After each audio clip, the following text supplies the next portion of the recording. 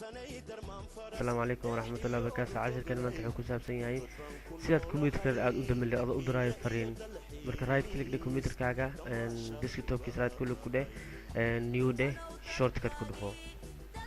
marka shortcut ku dhufatid barnaamijkan ayaa ku soo baxayo kadib ku qarmaysa shutdown minus s oo system ah minus t oo time la soo gaabiyay megashan daqiiqadaha rabtid inuu ku damo ku qor kadib minus c oo daraf c ga ah shift laba dhibcood dot kadib next finish kadib finish dheh.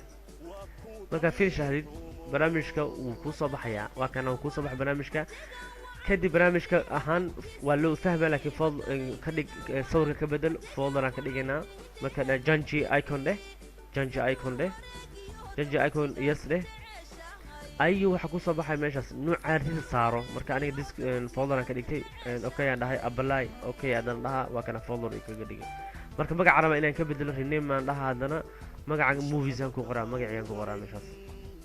marka ka bedelo isla markii barnaamijka marka haddaan qofkii inta u dirto oo balan soo diiso open dheh isna fur waa u dhamaatay kombiyuutarkiisa ka damaa qofkaas. marka hadda anaa waa isku dayaa inaan kombiyuutarka inuu shaqeynay kana ku saaray click open dheh waa kana ugu sabax. this system is shut down kombiyuutarka wuu damaa please save all working programmada shaqeynayo save gareyso unload of any server hadduu damana dib macnaha kuguma soo celinaya wixii kacsanay macnaha saas ku baxeen change will be lost way ka dhumayaan.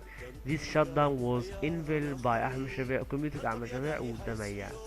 marka 10 second 9 second 6 second 5 second 4 second 1 second waa dhamaan. مع السلامة قرأ سجنا السلام عليكم ورحمة الله وبركاته. خير يدير الرجال إن شاء الله.